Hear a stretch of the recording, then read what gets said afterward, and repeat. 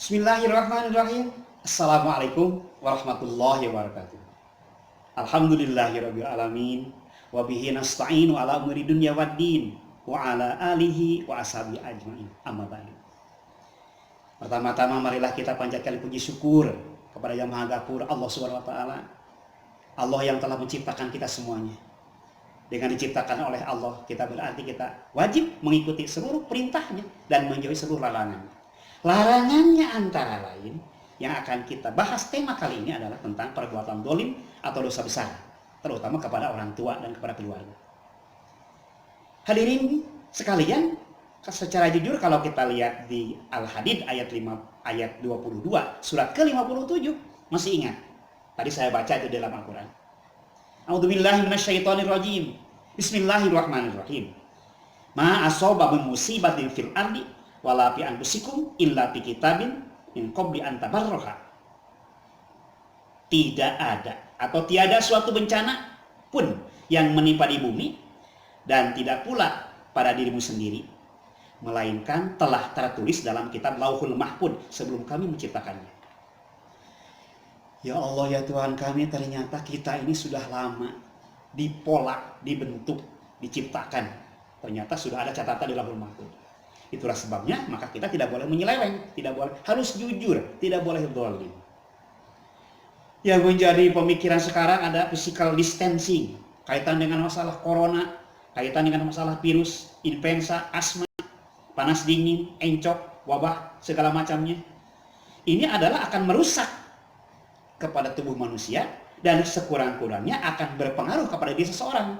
Kalau seseorang imannya lagi turun, kan dikatakan karena keterangan al-imanu yajidu wa yanqusu. Iman itu kadang-kadang naik dengan mengerjakan perbuatan-perbuatan yang baik, tapi kadang-kadang kurang dengan mengerjakan turun maksudnya dengan mengerjakan dosa.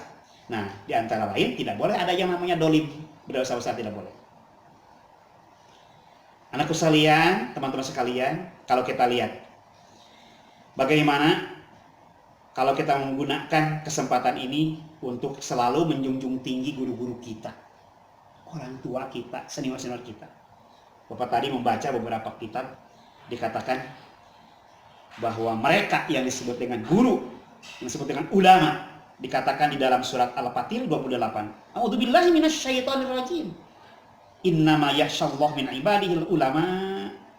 Di antara hamba-hamba Allah yang takut, yang alim, hanyalah para ulama, yaitu para guru, orang-orang yang memiliki ilmu pengetahuan. Oleh sebab itu kita dituntut, diharuskan menghormati gurumu, ulamamu, orang tuamu, dengan orang-orang yang senior di antara kita. Kedua, kita juga dituntut mencari ilmu yang baik, yang benar, menjaga agar manfaat di masa yang akan datang dengan cara apa? Dengan cara telaten, belajar, learning by doing. Kemudian akan selalu dibacakan, akan selalu didoakan, akan selalu dikumandangkan oleh orang tua dan guru kita. Agar kenapa? Agar kita tidak cemas gara-gara COVID-19. Kemudian kalau kita lihat lagi beberapa ayat yang lain yang katakan anjuran harus mentaati kepada pemerintah, anjuran kepada guru, kepada ulama, kepada yang lain. Atiullah wa atiur rasul wa ulul amri minkum.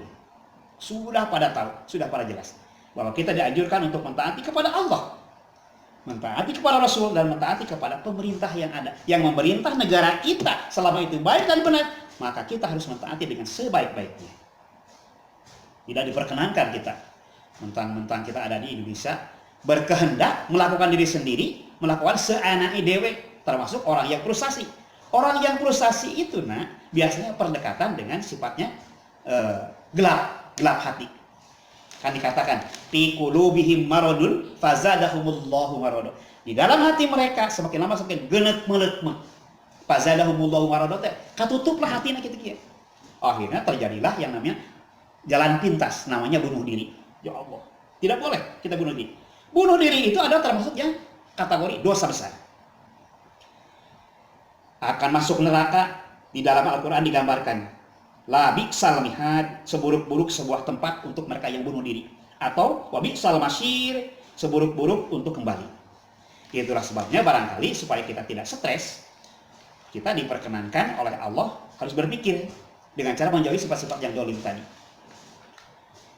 Hadirin sekalian, kalau kita lihat lagi, ada yang terkait dengan penetapan umur kita, ketetapan.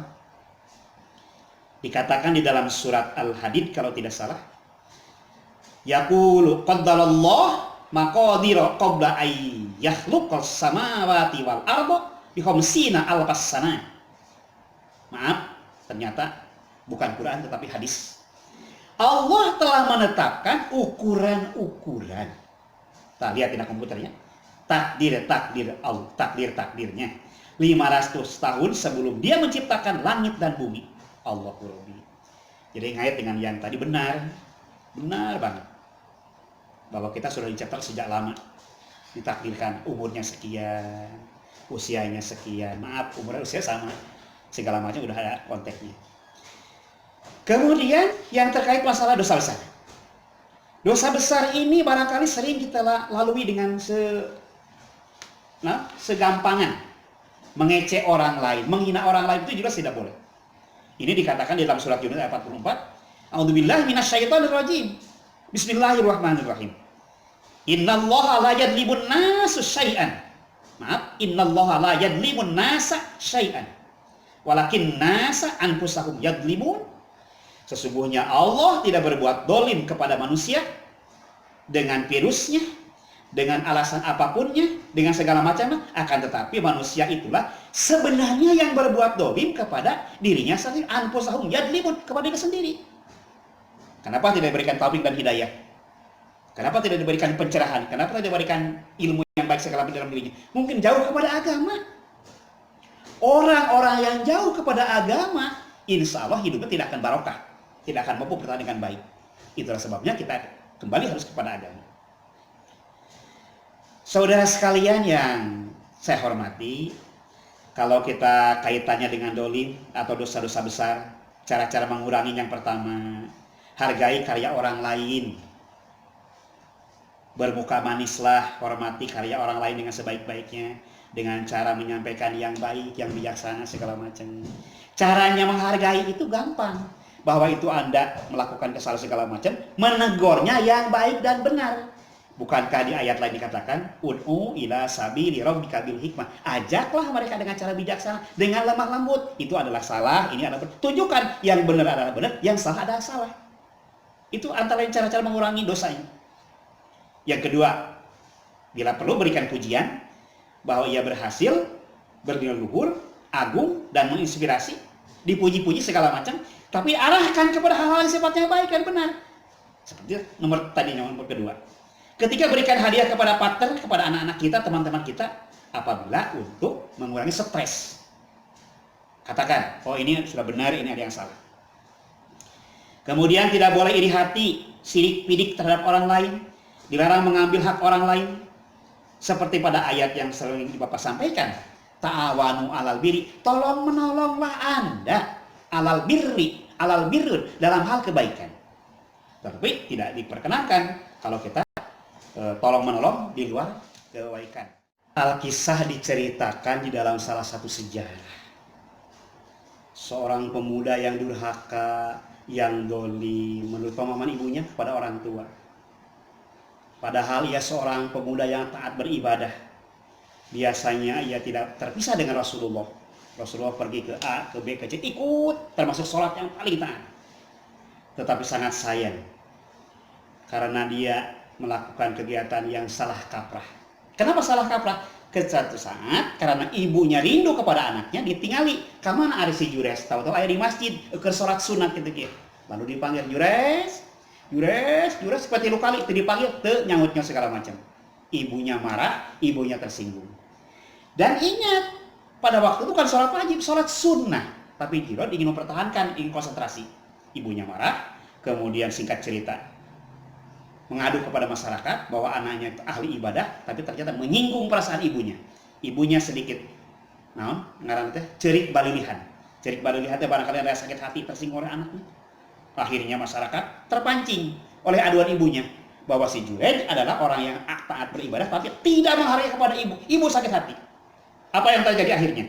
Pemuda Junaid itu adalah disangkakan, dipitnah, diskenariokan oleh para pemuda, oleh masyarakat tertentu. Contohnya, geus aya orang-orang goda si Jurej teh, urang bere harta, bere duit, bere awewe. Akhirnya sepakat mencari harta kekayaan, mencari uang, mencari segala macam, semua ditolak oleh Jurej. Tidak mau, tidak mau, tidak mau. Jabatan tidak mau, uang tidak mau. Nah, kalau begitu wanita, carikan wanita yang kece, wanita yang cantik, wanita yang henol, segala macam, dibawakan ke sana. Untuk apa? Untuk menggoda sang pemuda tadi. Tapi ternyata Jurej lebih memilih kepada Allah, takut kepada Allah. Ini hebatnya Jurej.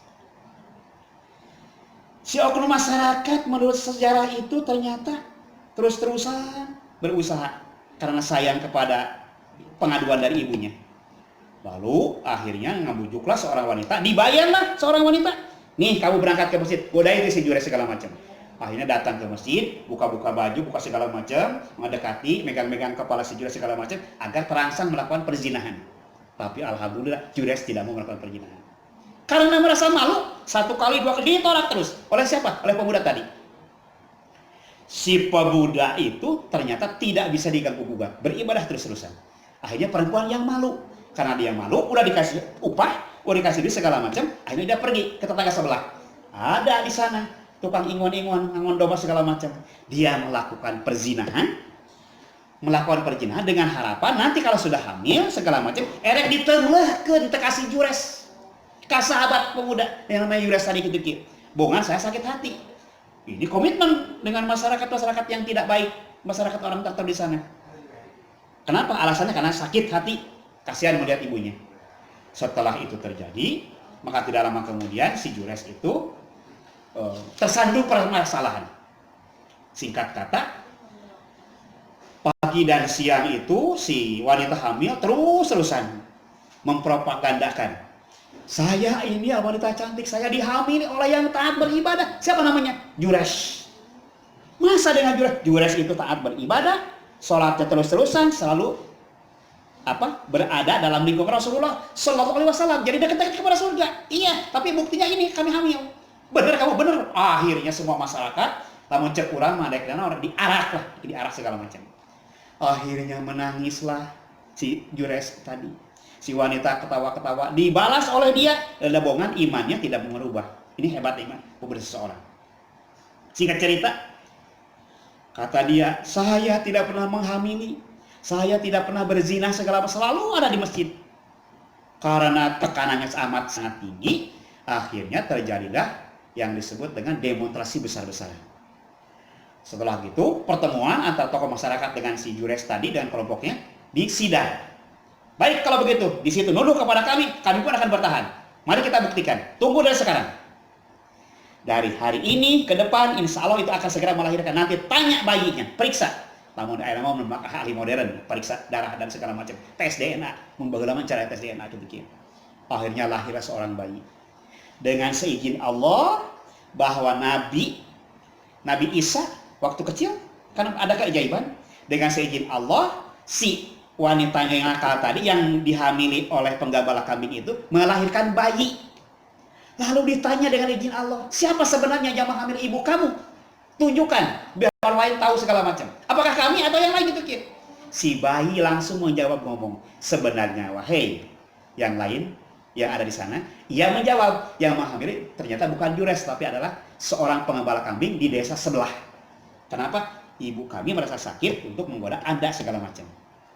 Berlari dengan seizin Allah tadi, orang-orang penggembala kambing ini akhirnya di sidang. Bukan anak-anaknya, si penggembala kambingnya di sidang. Kemudian si Jurejnya menuntut ingin dikembalikan nama baiknya gitu. Cerita punya cerita, kenapa bisa terjadi seperti ini? Jadi Rasulullah pernah mengatakan, al-bikru bil bikri jaldun mi'atin wa naqlus sunnah wa naqlus sanatin. Bujangan yang berzina dengan seorang gadis yang berzina dijilid 100 kali dan diasingkan selama 1 tahun. Ini ketakutan seorang Jurej, bayangkan 100 kali dipukul, tetapi diselamatkan. Sebenarnya konteksnya bukan itu. Konteksnya adalah bagaimanapun seorang ibu harus dihargai dengan sebaik-baiknya, dihormati, dituruti. Ini karena ibunya kesal, membuat fitnah, dan dibikinkan skenario segala macam, akhirnya menjadi korban adalah anaknya sendiri. Padahal anaknya adalah beribadah. Contoh yang pertama. Ini barangkali secara singkat Bapak sampaikan, bagaimanapun yang namanya orang tua, sesibuk apapun kita, ladeni dulu ibu kamu, orang tua kita.